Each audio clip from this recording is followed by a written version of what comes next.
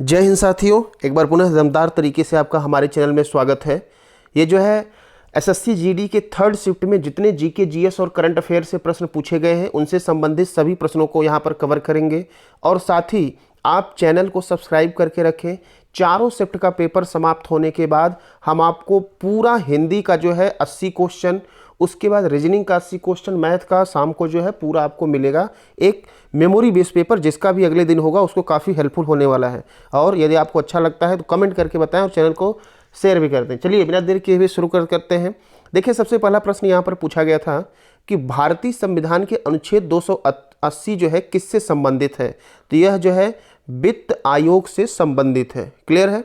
इसमें अगर और हम बात करें तो देख लीजिए, अनुच्छेद 280 के अनुसार वित्त आयोग की स्थापना 5 वर्षों की अवधि के लिए की जाती है।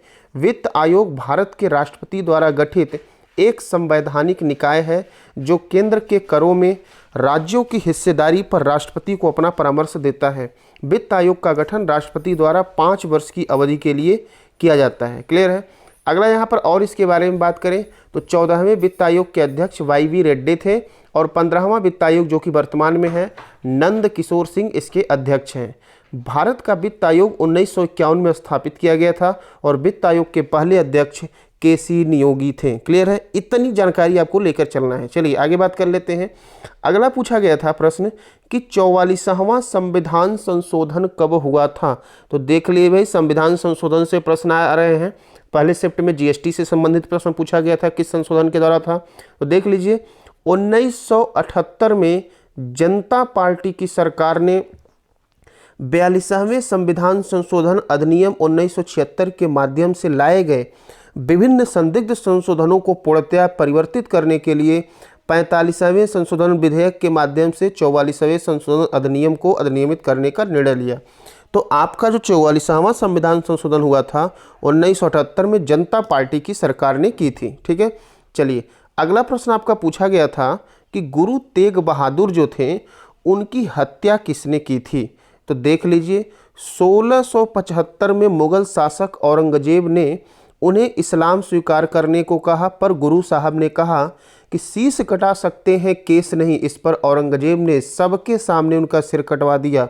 गुरुद्वारा शीशगंज साहिब तथा गुरुद्वारा रकाबगंज साहिब उन स्थानों का स्मरण दिलाते हैं जहां गुरु जी की हत्या की गई थी, जहां उनका अंतिम संस्कार किया गया था। तो ये गुरु तेग बहादुर की जो है हत्या पूछी गई थी, किसके द्वारा करवाया गया था।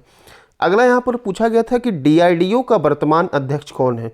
तो देख लीजिए, सीधे हम बात कर लेते हैं डीआरडीओ के वर्तमान अध्यक्ष की। अगर हम बात करें तो वर्तमान में जो डीआरडीओ के अध्यक्ष हैं ये हैं समीर वी कामत। ठीक है।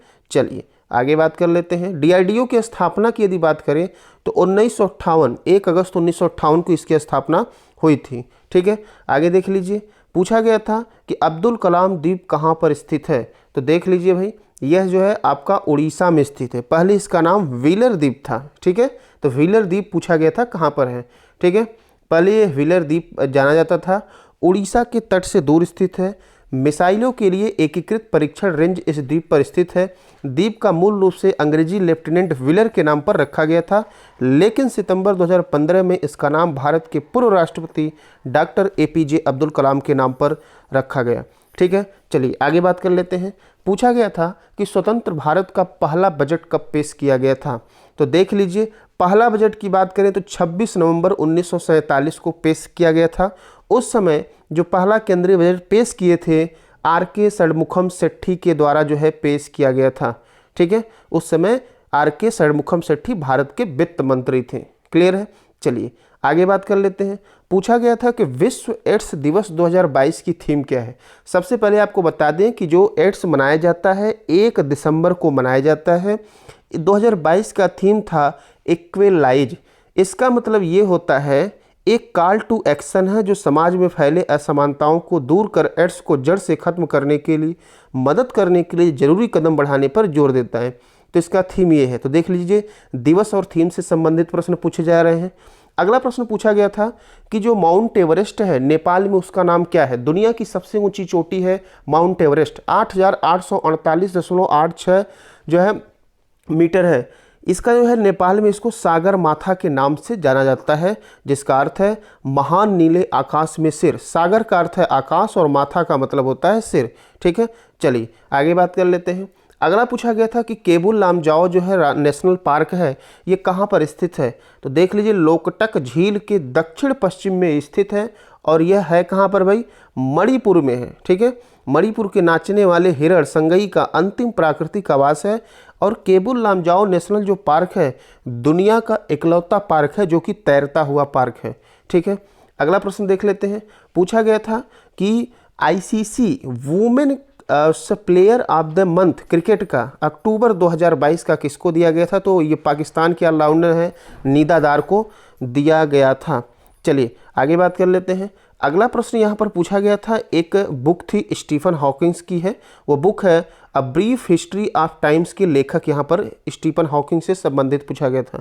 तो a brief history of times के लेखक है स्टीफन हॉकिंस। कौन है भाई, स्टीफन हॉकिंस। ठीक है, हॉकिंस ने ब्रह्मांड विज्ञान को पुनः परिभाषित करके बताया कि ब्लैक होल विकिरण उत्सर्जित करते हैं और बाद में वाष्पित होते हैं।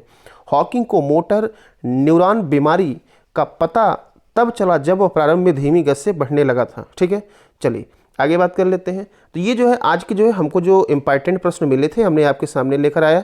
बाकी जो शेष प्रश्न है चारों शिफ्ट समाप्त होने के बाद 80 प्रश्न का एक पूरा वीडियो डिटेल एनालिसिस के साथ ले आएंगे कि अगले शिफ्ट में क्या क्या पूछा जा सकता है।